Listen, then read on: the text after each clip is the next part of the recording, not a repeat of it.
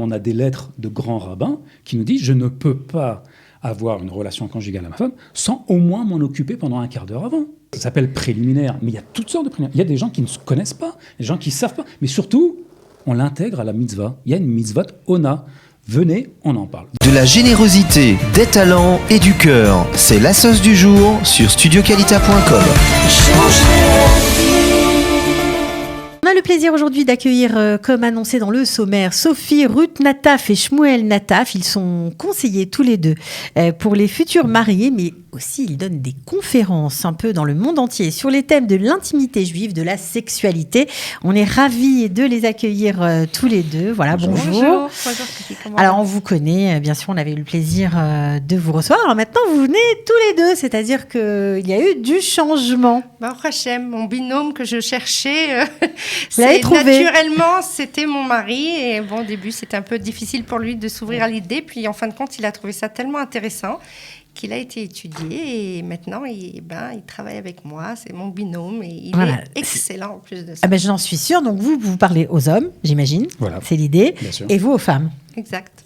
Alors, de quoi parle-t-on quand on s'occupe de l'intimité juive et quel est votre projet qui devrait pas tarder à voir le jour Bezrat dans Hashem, quelques temps? On a beaucoup de projets, on travaille beaucoup. L'intimité juive, c'est quelque chose qui est dans le couple, mais qui se prépare déjà dans l'enfance. Donc, on travaille, et je travaille dans les écoles aussi, où je donne des conférences sur comment parler à nos enfants d'intimité, de sexualité, le rapport au corps, le respect, le consentement.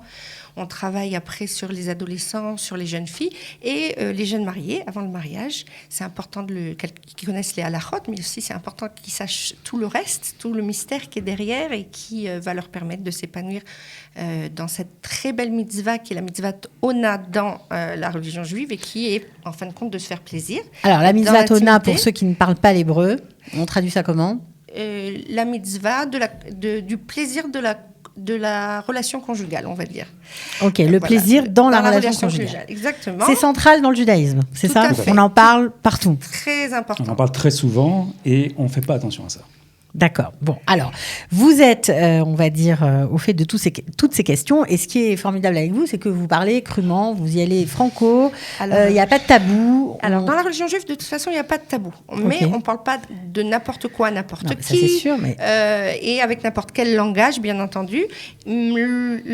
C'est sûr qu'on n'a pas l'habitude d'entendre quelqu'un qui parle de sexualité avec un langage cachère, propre, entre guillemets, mais qui est à la fois moderne, à la fois médical, à la fois vrai.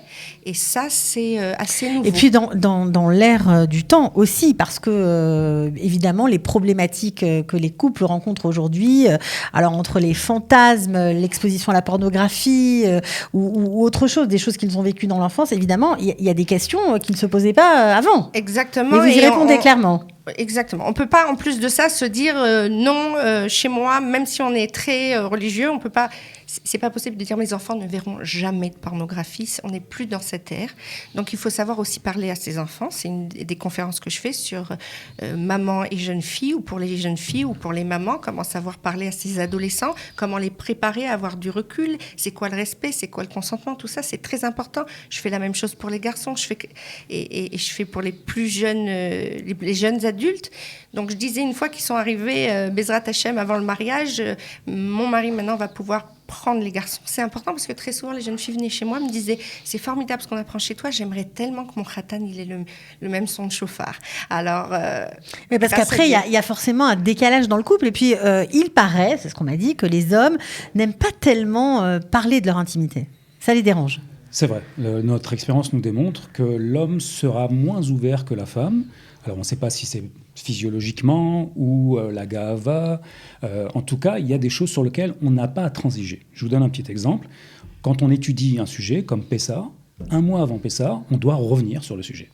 Et il y a une mitzvah dans la Torah, qui est la mitzvah de Ona, où la plupart des gens ne sont pas au courant de ce qui se passe. Donc Ona, c'est le plaisir sexuel, on peut le dire. Exactement, c'est comme ça qu'on traduit une mitzvah Ona. Alors c'est aussi relation conjugale, il y a différentes façons d'en parler. Il y a une différence dans le judaïsme entre relation sexuelle et relation conjugale.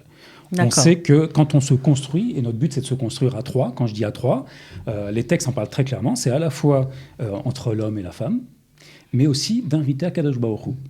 Et ça a l'air un petit peu difficile à comprendre, mais c'est comme ça qu'on en parle. Alors, je vous donne un tout petit exemple. Le livre de Bereshit nous parle sur 6 parachutes, les 6 premières parachutes, que des problèmes de couple. Et il y a que ça. Mais il faut avoir les lunettes pour le voir.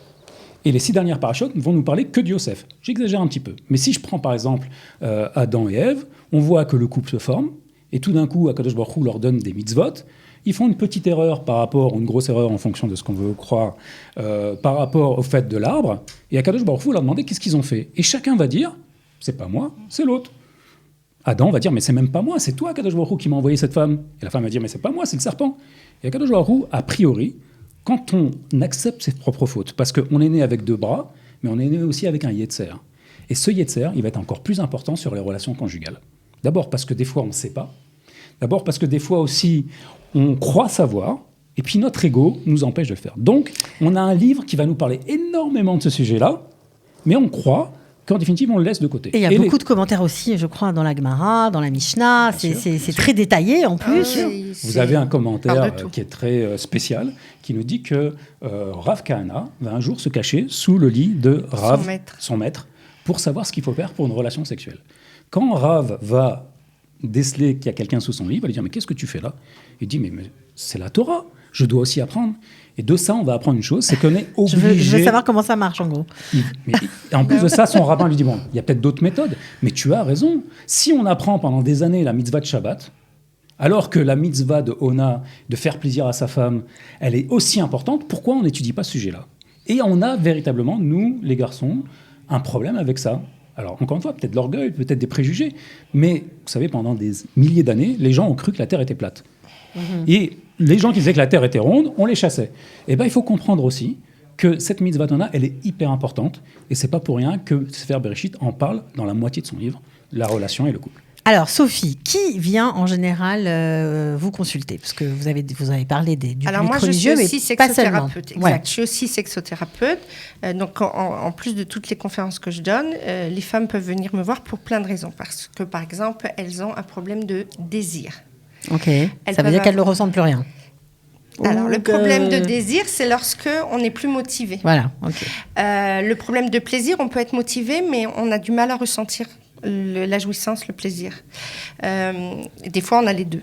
Okay. Des fois, on a des croyances limitantes. On sent que les femmes viennent me dire, elles me disent, je suis tellement pas à l'aise. Je sais qu'il faudrait que je le sois, mais j'arrive pas à être à l'aise. Donc, je vais un petit peu leur raconter une nouvelle version de la sexualité à travers le prisme et juif, un prisme qui est à la fois permissif, qui va lui permettre de lâcher prise, tout en étant dans un cadre où elle est en confiance, parce qu'elle sait qu'elle est dans une mitzvah, parce qu'elle sait qu'il y a des limites. Et ça va lui permettre de petit à petit lâcher prise, une autre vision des choses. C'est vrai que on va dire, sur le terrain, ce qu'on voit tous les jours, on a un rapport avec la sexualité ou à travers, malheureusement, des choses pas belles, on en voit beaucoup, ou alors à travers des choses trop idéalisées, hollywoodiennes. D'accord. Ok, ça aussi, ça fait pas moins de mal que l'autre, ou très médical. Mais en fin de compte, quelque chose qui soit à la fois positif et à la fois, je dirais, pratique, du monde pratique et juif. On n'a pas tellement l'occasion, donc c'est un petit peu ça qu'elles viennent chercher chez moi. Des fois, c'est pour avoir des conseils par rapport à leurs enfants, à leurs adolescents. Des fois, elles ont un problème plus compliqué, comme le vaginisme. Des fois, c'est moi qui vais... En fait, je suis juste un relais, je vais les écouter, je vais comprendre qu'elles ont un problème d'ordre médical, je vais les envoyer chez le médecin qui correspond.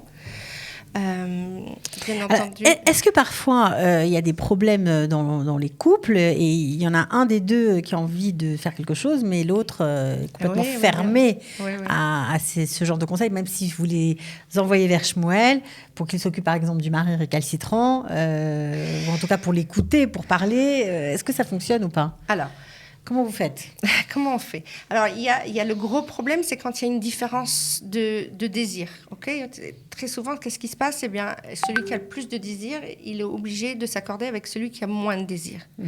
Alors, on essaye de comprendre pourquoi, des fois, il y a autant cette envie d'aller dans la sphère du sexuel. si on a l'impression des fois que c'est un peu exagéré, et pourquoi de l'autre côté, elle fuit. Mais on sait très bien que c'est une danse. Ok ? C'est comme le kavod. Plus je cours après, plus il me fuit. Ok ? Donc, on essaye de rétablir l'équilibre. Après, il y a des fantasmes qui peuvent être sympathiques, et je dirais même qui peuvent rentrer dans le cadre du judaïsme. Mettre un peu de piment dans la relation. Et il y en a qui ne le sont absolument pas.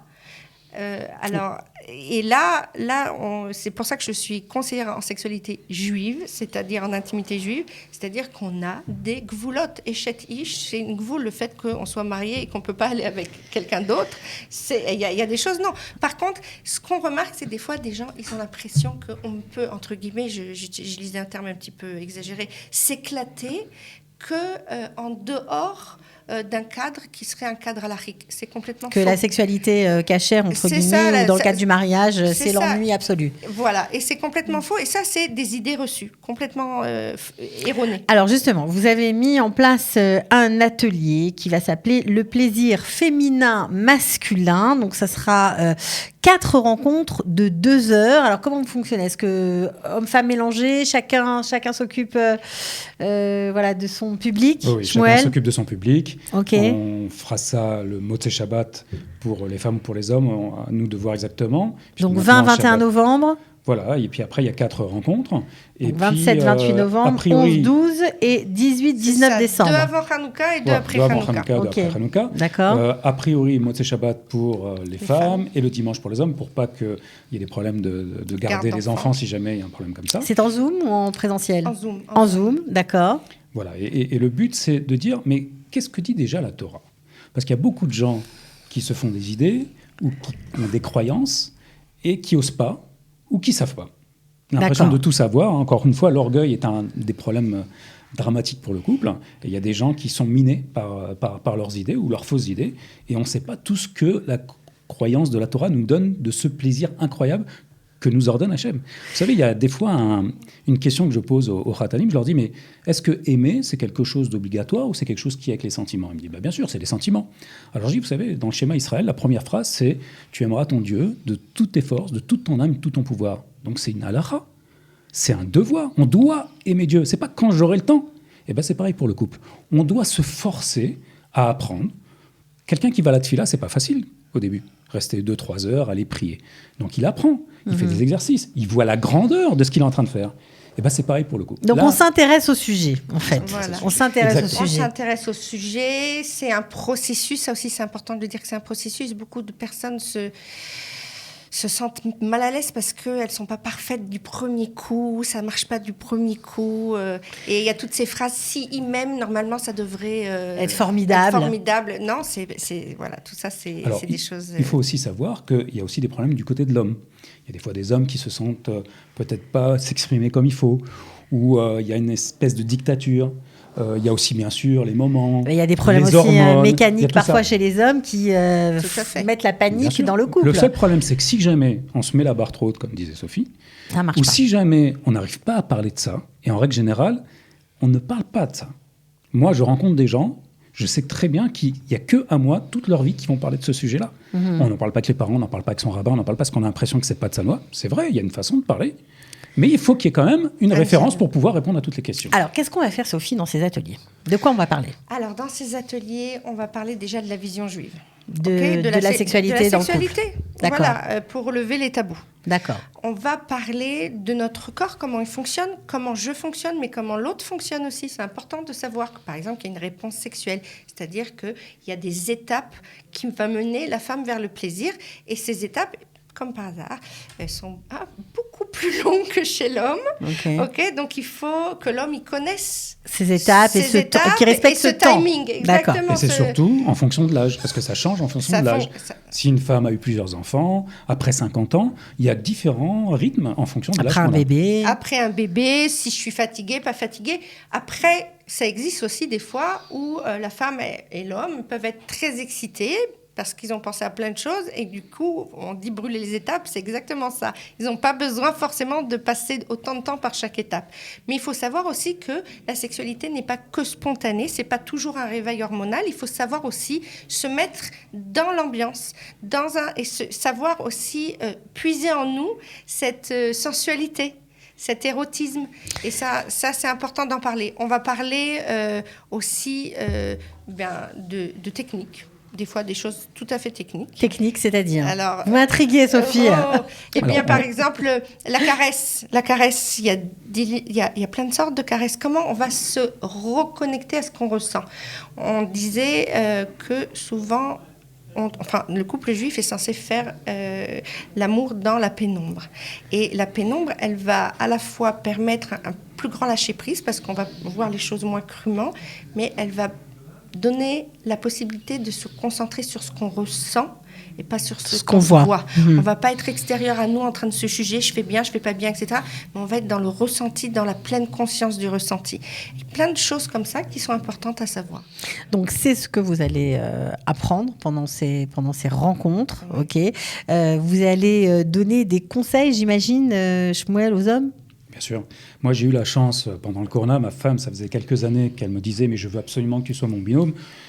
Je ne voyais pas trop l'intérêt. Et il y a eu une formation du Mahon Poa qui, dans le monde, est l'institut juif pour tous ces problèmes-là. Ce sont des gens qui reçoivent 250 appels par jour pour résoudre des problèmes. Ce sont des gens qui ont, par exemple, qui ont des problèmes pour avoir des enfants, qui résolvent aussi ces problèmes-là. Et donc, on a eu cette formation pendant le corona où j'ai pu m'inscrire. Et on était 60 personnes, des gens mariés avec des enfants qui avaient beaucoup d'expérience là-dessus. Et la première réflexion qu'on a eue, les 60, c'est de dire pourquoi on n'a pas une formation comme ça quand on était jeunes mariés. Qu'est-ce que vous avez appris? Parce que justement, vous savez, étudiez, rien vous que le fait ces de sujets. savoir qu'il y a une mitzvah de rendre heureux sa femme, ça change complètement la façon avant de l'acte faire. sexuel, c'est ça? Ou pendant l'acte sexuel? Et peu importe, avant, après. L'important, c'est d'être heureux ensemble. Oui, bien sûr. Mais, par exemple, je ne peux pas, et on a des lettres de grands rabbins qui nous disent, je ne peux pas avoir une relation conjugale à ma femme sans au moins m'en occuper pendant un quart d'heure avant. Alors, ça s'appelle préliminaire, mais il y a toutes sortes de préliminaires. Il y a des gens qui ne se connaissent pas, des gens qui ne savent pas. Mais surtout, on l'intègre à la mitzvah. Il y a une mitzvah ona. Venez, on en parle. Venez, on sait de quoi c'est. Ok, donc c'est assez festif, on va dire, comme atelier. Enfin, très sympathique. C'est joyeux, j'imagine. C'est très sympathique. On peut parler de tout avec sérieux, mais on peut parler aussi de tout avec une pointe d'humour, avec de la hitlavut. Moi, je dis tout le temps que rien que de connaître la vision juive du couple et de l'intimité, on est de plus en plus amoureuse de notre Torah, de plus en plus amoureuse de Dieu. Il y a quelque chose de beau, il y a quelque chose qui correspond tellement à l'humain. Après tout, c'est lui qui nous a créés. Donc, je pense que savoir inviter Dieu, dans ce sens où je vois la beauté de la façon dont il nous a créés, comment le corps il fonctionne, comment l'inconscient, le conscient, comment l'amour fonctionne. C'est magnifique. Arriver à voir la beauté de cette relation et le challenge qu'il y a dans cette relation sans se juger constamment, ça c'est super. Bon, alors évidemment, c'est ouvert à tous à condition d'être marié ou d'avoir été marié, c'est ça. Pour comprendre de quoi il s'agit. Comment on fait si on a envie de vous contacter, D'abord, si Dieu veut, on va mettre sur la vidéo, on va mettre les coordonnées. Le lien. Ouais. Alors, mon association s'appelle Frum Intimity. C'est un espace virtuel où on peut parler d'intimité de façon belle, juive. Et ça, c'est important, cet espace de parole. D'accord. C'est une page sur Facebook. Donc, Frum Intimity sur Facebook. On peut vous contacter par ce biais-là. Exactement. Par téléphone également. Voilà, téléphone, ça s'affiche. Il y a les coordonnées de Shmuel qui s'affichent. Évidemment, ou l'un ou l'autre, en fonction qu'on soit un homme ou une femme. En tout cas, on vous souhaite bonne chance pour cet atelier. On espère qu'il y aura beaucoup de gens et que vous allez aider les couples à aller mieux. Voilà, parce que c'est vrai qu'avec le corona, les choses n'ont pas été... Il faut savoir qu'on a des rabbinim aussi qui nous ont aidés, comme le Rav Seror, le Rav Benjamin David du Mahon Poa, le Rav Lifshitz, il y a beaucoup de gens qui sont derrière nous. Mais je précise quand même, il n'y a pas que des religieux qui vous contactent. Non. Voilà. C'est vrai que c'est la majorité des gens qui... Le bien-être à ce niveau-là, on le souhaite pour tout le monde. Exactement. Ok. Bon, ben voilà, bonne chance en tout cas pour la suite et à très bientôt à tous les deux. Merci beaucoup. De la générosité, des talents et du cœur, c'est la sauce du jour sur studioqualita.com.